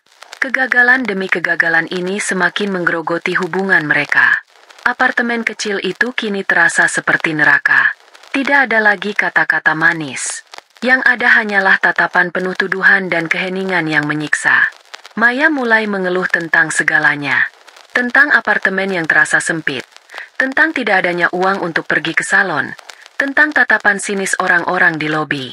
Ia mulai melihat Bagas bukan lagi sebagai pangeran penyelamat, melainkan sebagai sumber dari semua masalahnya. Suatu sore, Bagas pulang ke apartemen dengan wajah lelah setelah seharian mencoba mencari pinjaman uang dari teman-temannya dan gagal. Ia menemukan Maya sedang menatap kosong keluar jendela. Aku tidak bisa terus seperti ini, Mas, kata Maya tanpa menoleh. Suaranya terdengar kosong. Apa maksudmu? Tanya Bagas. Firasatnya buruk. Hidup seperti ini. Bersembunyi, tidak punya uang, dicemooh semua orang. Ini bukan kehidupan yang aku inginkan. Maya akhirnya menoleh. Matanya tidak lagi menunjukkan cinta, hanya kelelahan. Mungkin sebaiknya kita. Kita apa? Berpisah? Potong Bagas dengan sinis. Jadi setelah semua yang aku korbankan untukmu, sekarang kamu mau meninggalkanku saat aku jatuh? Kamu berkorban? Atau kamu hanya memuaskan egomu sendiri? Balas Maya tajam. Aku juga berkorban. Aku mengorbankan hubunganku dengan keluargaku demi kamu. Mereka kembali bertengkar. Tapi pertengkaran kali ini berbeda. Tidak ada lagi api yang membara. Yang ada hanyalah bara yang hampir padam. Mereka berdua tahu, hubungan terlarang mereka yang dibangun di atas kebohongan dan uang curian, kini berada di ambang kehancuran. Mereka terisolasi dari dunia luar, dan sekarang mereka mulai saling mengisolasi diri di dalam sangkar yang mereka ciptakan. Kepanikan telah berubah menjadi keputusasaan, dan keputusasaan mulai membunuh cinta palsu mereka. Badai yang diciptakan Arini belum mencapai puncaknya. Sementara Bagas dan Maya sibuk saling menyalahkan di dalam sangkar mereka yang semakin sempit. Serangan pamungkas dari dua front yang berbeda sedang meluncur tanpa ampun. Pertama, dari front korporat. Laporan anonim yang dikirim Arini dan Rina telah memicu investigasi internal besar-besaran di perusahaan Bagas. Tim audit bekerja siang dan malam, mengikuti jejak remah roti yang telah disebar dengan begitu rapi. Mereka membongkar semua proyek yang ditangani Bagas, memeriksa setiap faktur, dan melacak setiap aliran dana.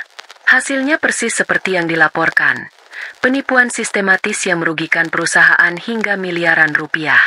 Suatu pagi yang mendung, seminggu setelah acara arisan keluarga yang kacau itu, sebuah surat kurir tiba di apartemen Bagas. Amplopnya berlogo perusahaan tempat ia bekerja. Dengan tangan gemetar, Bagas membukanya. Isinya singkat, padat, dan brutal. Surat pemecatan tidak dengan hormat. Efektif berlaku sejak tanggal surat itu dibuat.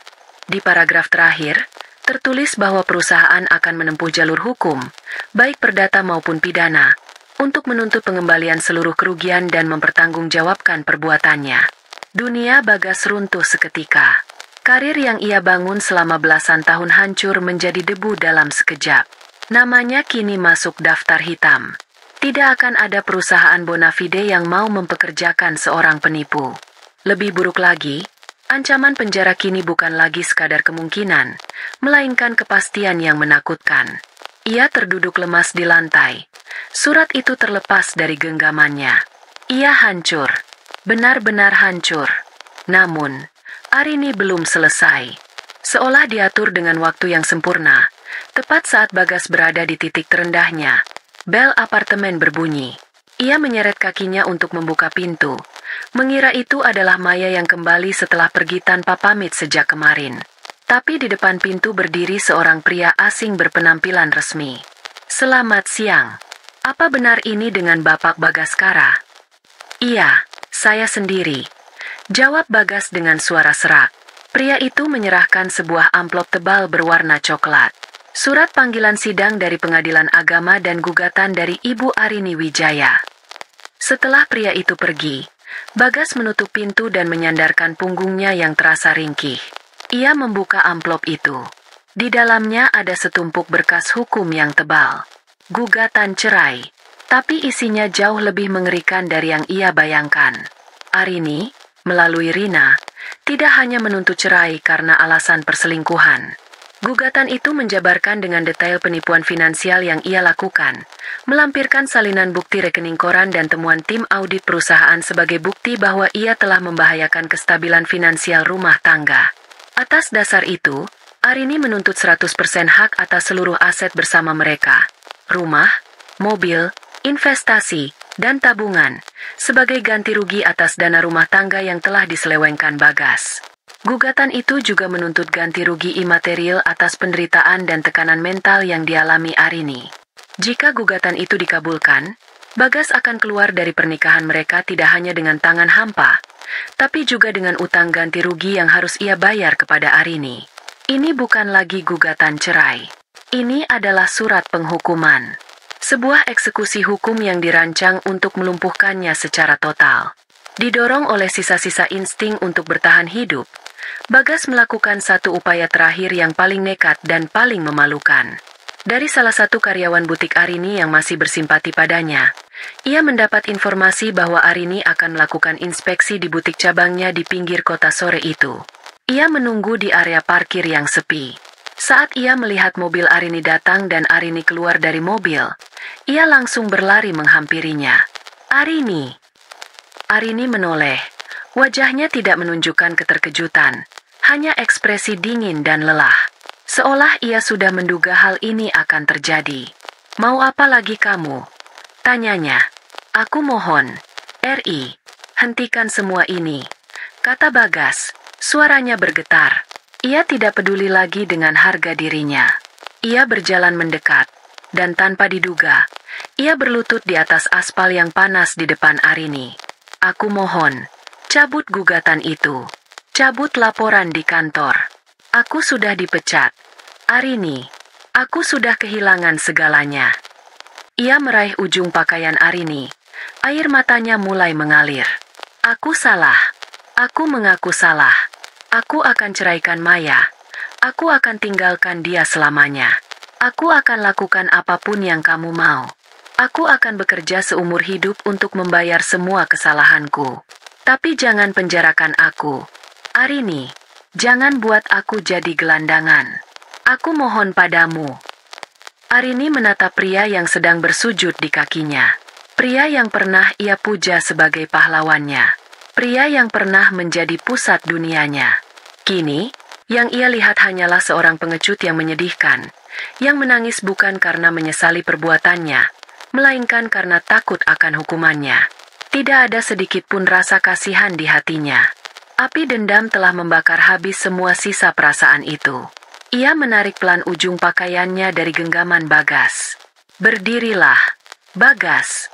Jangan membuat dirimu terlihat lebih menyedihkan lagi," katanya dengan suara tanpa nada. Bagas mendongak. Matanya yang basah penuh dengan harapan. "Mungkin Arini masih punya hati," pikirnya. "Dulu," Arini melanjutkan, "saat aku melihatmu menyuapi perempuan itu di rumah sakit, aku pikir duniaku hancur karena kamu menghancurkan pernikahan kita. Tapi aku salah." Arini menatap lurus ke mata Bagas. Tatapannya menusuk tajam. "Duniaku tidak hancur. Yang hancur itu adalah ilusi tentang dirimu. Dan semua yang terjadi sekarang, kamu dipecat, gugatan ini, kemungkinan kamu masuk penjara, itu semua bukan perbuatanku. Itu adalah konsekuensi. Murni konsekuensi dari setiap pilihan yang kamu buat selama setahun terakhir. Pilihan untuk berbohong, pilihan untuk mencuri, pilihan untuk berkhianat. Aku hanya menyalakan lampu agar semua orang bisa melihat pilihan-pilihanmu itu dengan jelas. Selamat menikmati konsekuensinya." Setelah mengucapkan kalimat itu, Arini berbalik dan berjalan masuk ke dalam butiknya, meninggalkan Bagas yang masih berlutut di tempat parkir, seorang diri, di bawah tatapan beberapa orang yang lewat. Penolakan terakhir itu adalah vonis final baginya. Tidak ada lagi harapan. Tidak ada lagi jalan kembali. Malamnya, Arini menerima laporan terakhir dari Pak Suryo. Hanya sebuah foto. Foto Maya sedang menyeret sebuah koper besar keluar dari gedung apartemen, masuk ke dalam sebuah taksi. Ia pergi, meninggalkan Bagas sendirian untuk menghadapi semua badai yang akan datang. Kapal itu benar-benar sudah karam, dan tikus-tikusnya telah melarikan diri. Hari persidangan tiba. Langit di luar gedung pengadilan agama tampak labu, seolah ikut merasakan ketegangan yang menggantung di udara. Arini melangkah keluar dari mobilnya, mengenakan sebuah blazer berwarna krem yang membuatnya tampak profesional dan berwibawa. Tidak ada jejak kesedihan atau dendam di wajahnya, hanya ketenangan yang dingin dan solid seperti batu pualam. Di sampingnya, Rina berjalan dengan langkah tegap, membawa sebuah tas kerja tebal yang berisi semua amunisi yang telah mereka kumpulkan. Di seberang pelataran, ia melihat Bagas. Pemandangan itu nyaris membuatnya tidak mengenali pria yang pernah berbagi ranjang dengannya selama 7 tahun. Bagas tampak 10 tahun lebih tua. Tubuhnya yang dulu tegap kini sedikit membungkuk. Wajahnya kuyu, rambutnya sedikit acak-acakan, dan setelan jas yang ia kenakan terlihat kebesaran di tubuhnya yang menyusut. Ia tidak didampingi pengacara hebat, hanya seorang pengacara muda yang ditunjuk oleh negara, yang tampak sama gugupnya dengan kliennya. Tatapan mereka bertemu sesaat. Arini melihat keputusasaan yang dalam di mata Bagas, sementara Bagas melihat dinding baja yang tak dapat ditembus di mata Arini. Di dalam ruang sidang yang sunyi dan berbau kertas-kertas tua, Arini duduk tegak di kursinya. Ia tidak membiarkan matanya berkeliling, Ia hanya menatap lurus ke arah meja hakim. Ia bisa merasakan tatapan Bagas yang terus tertuju padanya. Sebuah tatapan yang memohon. Namun ia mengabaikannya. Baginya, pria itu hanyalah terdakwa dalam kasus yang akan ia menangkan. Sidang dimulai. Rina berdiri dengan penuh percaya diri. Ia tidak memulai dengan narasi perselingkuhan yang emosional. Ia memulainya dengan fakta-fakta dingin. Yang mulia, mulai Rina dengan suara yang jelas dan tegas. Gugatan yang kami ajukan hari ini bukan hanya didasari oleh perbuatan zina dan pengkhianatan yang dilakukan oleh tergugat, Bapak Bagaskara. Lebih dari itu, kami akan membuktikan bahwa tergugat secara sadar dan sistematis telah melakukan penipuan finansial yang tidak hanya merugikan perusahaan tempatnya bekerja, tetapi juga secara langsung membahayakan dan menguras aset bersama yang dibangun selama masa pernikahan dengan klien saya, Ibu Arini Wijaya. Rina kemudian memaparkan bukti-buktinya satu persatu. Ia menampilkan salinan rekening koran dari rekening rahasia Bagas di layar proyektor. Setiap mata di ruangan itu bisa melihat aliran dana haram yang masuk dan aliran dana yang keluar untuk membiayai kehidupan Maya. Nama Maya Anindita tertera jelas sebagai penerima transfer rutin. Selanjutnya, Rina menunjukkan bukti cicilan apartemen mewah atas nama Maya yang dibayarkan dari rekening tersebut. Lalu, bukti pembelian perhiasan mahal dan barang-barang mewah lainnya. Setiap bukti yang ditampilkan adalah sebuah paku yang menancap semakin dalam. Pengacara Bagas mencoba menyela. Keberatan, Yang Mulia. Apa hubungannya pengeluaran pribadi tergugat dengan gugatan perceraian ini? Rina tersenyum tipis. Akan saya jelaskan hubungannya, Yang Mulia. Ia kemudian menampilkan bukti pamungkas, ringkasan hasil audit dari perusahaan Bagas, yang berhasil Rina dapatkan melalui jalur hukum. Di sana, terpapar dengan jelas modus operandi Bagas dalam menggelapkan dana perusahaan melalui vendor-vendor fiktif. Jumlahnya miliaran rupiah. Dana inilah, Yang Mulia, kata Rina sambil menunjuk layar. Dana hasil kejahatan inilah yang digunakan oleh tergugat untuk membiayai istri sirinya dan gaya hidup mewah mereka. Dana ini seharusnya masuk ke dalam kas perusahaan, dan sebagian bonusnya secara sah akan menjadi bagian dari aset bersama rumah tangga. Namun, tergugat memilih untuk mencurinya, menempatkan klien saya dalam risiko hukum dan finansial tanpa sepengetahuannya. Oleh karena itu, kami menuntut agar seluruh sisa aset bersama yang sah, jatuh 100% ke tangan klien saya sebagai kompensasi atas kerugian dan risiko yang telah ditimbulkan oleh perbuatan kriminal tergugat. Ruang sidang hening. Argumen Rina begitu kuat, begitu rapat, dan didukung oleh bukti-bukti yang tak terbantahkan. Bagas, di kursinya, hanya bisa menunduk. Wajahnya pucat pasi. Pengacaranya tampak kebingungan. Tidak tahu harus berbuat apa untuk membantah tembok bukti yang begitu kokoh. Saat diberi kesempatan untuk membela diri, Bagas hanya bisa mengucapkan kalimat-kalimat yang lemah dan tidak koheren. Ia mencoba menyalahkan Maya yang katanya materialistis. Ia mencoba mengatakan bahwa ia hilaf dan di bawah tekanan.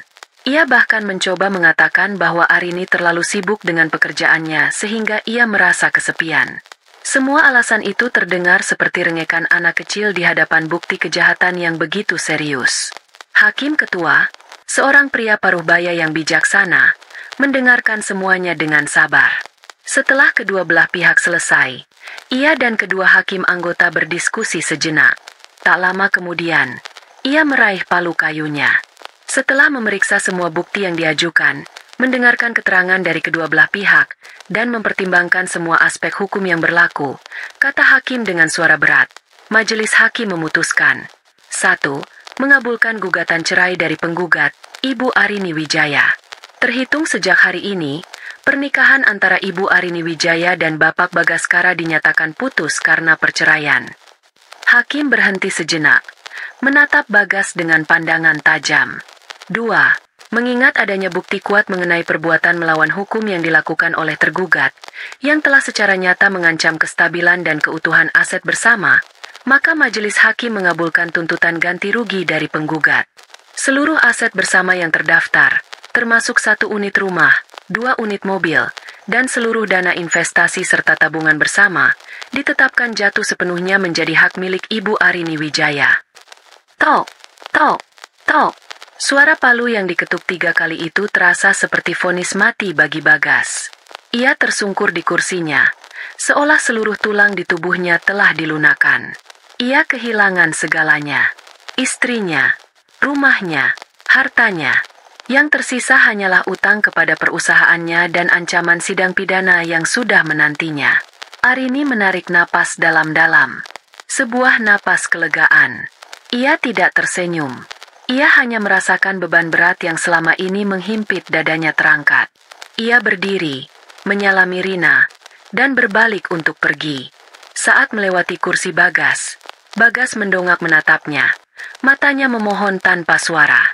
Arini balas menatapnya sepersekian detik, tanpa ekspresi, lalu melanjutkan langkahnya keluar dari ruang sidang tanpa menoleh lagi. Beberapa minggu kemudian, Arini sengaja melewati sebuah kawasan indekos yang padat dan kumuh. Dari dalam mobilnya yang mewah dan ber-AC dingin, ia melihat sebuah pemandangan. Bagas, dengan kaos oblong yang sudah kusam, sedang duduk di teras sebuah kamar kos sempit, merokok dengan tatapan kosong. Pria yang dulu begitu gagah dan bangga dengan penampilannya, kini terlihat seperti orang lain. Kurus, kotor, dan tanpa masa depan. Tatapan mereka bertemu sekilas. Bagas tampak terkejut, lalu cepat-cepat membuang muka, seolah malu dengan kondisinya. Arini tidak berhenti. Ia terus melajukan mobilnya. Misinya telah selesai. Kehancuran mereka total dan sempurna. Saat itu, ia membisikkan sebuah kalimat terakhir untuk mereka di dalam hatinya. Kalian hancur bukan karena aku. Kalian hancur karena perbuatan kalian sendiri. Aku hanya menyalakan apinya, dan kalianlah yang menyediakan kayu bakarnya. Ia tidak lagi merasakan amarah atau kepuasan. Yang ia rasakan hanyalah kekosongan yang siap untuk diisi dengan kehidupan yang baru. Kehancuran Bagas dan Maya bukanlah akhir dari cerita Arini. Sebaliknya, itu adalah halaman kosong pertama dari sebuah buku baru yang akan ia tulis sendiri. Langkah pertamanya adalah membersihkan sisa-sisa masa lalunya. Ia memutuskan untuk menjual rumah yang pernah menjadi istana sekaligus nerakanya. Ia menyewa jasa profesional untuk mengemas barang-barangnya. Namun ia bersikeras untuk menyortir semuanya sendiri. Di dalam kamar yang dulu ia bagi bersama Bagas, ia membuka lemari besar mereka.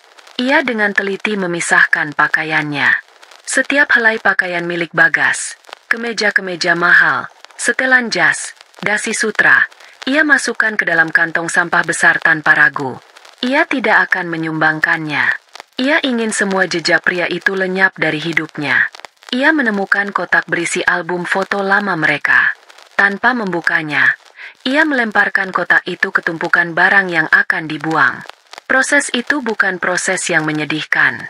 Sebaliknya, ia terasa seperti sebuah ritual pembersihan, sebuah detoksifikasi jiwa. Setiap barang yang ia buang, setiap kenangan yang ia lepaskan, membuatnya merasa lebih ringan, lebih bebas. Setelah rumah itu kosong dan laku terjual, Arini membeli sebuah apartemen penthouse di pusat kota. Apartemen itu memiliki jendela-jendela raksasa dari lantai ke langit-langit, menyajikan pemandangan kerlap-kerlip lampu kota yang tak pernah tidur. Tidak ada lagi taman yang harus dirawat atau garasi untuk 2 mobil. Yang ada hanyalah ruang luas yang menjadi kanvas putih untuknya. Ia menghabiskan waktu berbulan-bulan untuk mendekorasi tempat tinggal barunya. Ia tidak menyewa desainer interior. Setiap perabotan, setiap lukisan di dinding, setiap warna cat, semuanya adalah pilihannya sendiri. Sofanya berwarna biru royal yang berani, bukan krem aman pilihan Bagas. Karpetnya tebal dan lembut. Tempat ia bisa duduk di lantai sambil membaca buku. Di salah satu sudut, ia membuat studio mini dengan sebuah kanvas besar, melanjutkan hobi melukisnya yang sudah lama terkubur kesibukan rumah tangga. Apartemen itu adalah cerminan dirinya yang baru, mandiri, berani, dan penuh warna. Kehidupannya kini memiliki ritme yang baru. Pagi hari, ia tidak lagi terburu-buru menyiapkan sarapan untuk suaminya. Ia akan melakukan yoga di balkon apartemennya saat matahari terbit, merasakan energi kota yang mulai menggeliat. Setelah itu, ia akan menikmati secangkir kopi sambil membaca berita, ditemani alunan musik jazz. Ia menemukan kembali kedamaian dalam kesendirian. Di butiknya, ia menjadi lebih fokus dan kreatif dari sebelumnya. Pengalaman pahit yang ia lalui ternyata menjadi sumber inspirasi yang tak terbatas. Ia meluncurkan sebuah koleksi gaun baru yang ia beri nama Phoenix. Koleksi itu didominasi oleh warna-warna kuat seperti merah, hitam, dan emas, dengan siluet yang tajam dan tegas, memancarkan kekuatan dan keanggunan seorang wanita yang bangkit dari abu. Koleksi itu sukses besar, diliput oleh berbagai majalah mode dan semakin mengukuhkan namanya di industri fashion. Ia juga mulai membuka hatinya kembali, tapi bukan untuk cinta romantis. Ia mempererat hubungannya dengan para sahabatnya, terutama Rina. Mereka sering menghabiskan akhir pekan bersama, mencoba restoran baru, menonton pertunjukan teater, atau sekadar mengobrol semalaman di apartemen Arini. Ia juga menjadi lebih dekat dengan orang tuanya, menebus waktu yang hilang saat ia terlalu fokus menjadi istri yang sempurna. Ia menemukan bahwa cinta sejati datang dalam berbagai bentuk, dan ia dikelilingi oleh cinta yang tulus. Suatu sore, setahun setelah perceraiannya, Arini sedang duduk sendirian di sebuah kafe yang tenang, membuat sketsa desain di buku catatannya. Ia merasa begitu damai dan puas dengan hidupnya. Saat ia mengangkat kepala untuk menyesap kopinya, matanya tak sengaja menangkap pemandangan di seberang jalan. Di sebuah restoran cepat saji, seorang pelayan wanita sedang sibuk membersihkan meja. Pelayan itu tampak lelah, rambutnya diikat seadanya, dan seragamnya sedikit kotor. Arini menyipitkan matanya. Ia mengenali wanita itu. Maya.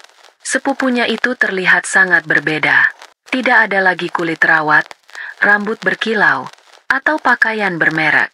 Yang ada hanyalah seorang wanita yang berjuang untuk bertahan hidup. Tatapan mereka bertemu selama sepersekian detik. Maya tampak terkejut, lalu dengan cepat memalingkan wajahnya, pura-pura tidak melihat. Ada gurat malu dan mungkin sedikit kebencian di matanya. Arini tidak merasakan apa-apa. Tidak ada rasa iba, tidak ada rasa puas yang jahat. Ia hanya melihatnya sebagai fakta kehidupan. Alam semesta telah menempatkan semua orang di tempat yang seharusnya. Maya telah mendapatkan konsekuensi dari pilihannya. Sama seperti Bagas yang menurut kabar terakhir sedang menjalani proses persidangan pidananya. Arini menarik napas dalam-dalam, lalu kembali fokus pada buku sketsanya. Pemandangan itu tidak merusak suasana hatinya sedikit pun. Itu hanyalah pengingat dari masa lalu yang sudah ia tinggalkan jauh di belakang. Ia tidak lagi didefinisikan oleh pengkhianatan mereka atau oleh pembalasan dendamnya. Semua itu hanyalah satu bab dari buku kehidupannya yang panjang. Ia tersenyum. Bukan senyum sinis atau senyum kemenangan, melainkan senyum tulus dari seorang wanita yang telah melalui badai tergelap dan menemukan kembali mataharinya sendiri. Ia meraih pulpennya dan melanjutkan sketsanya, merancang gaun indah lainnya, siap untuk menyambut fajar baru yang cerah di hari esok. Ia telah menang, bukan karena ia telah menghancurkan mereka, tetapi karena ia telah berhasil membangun kembali dirinya menjadi lebih utuh dan lebih bahagia dari sebelumnya.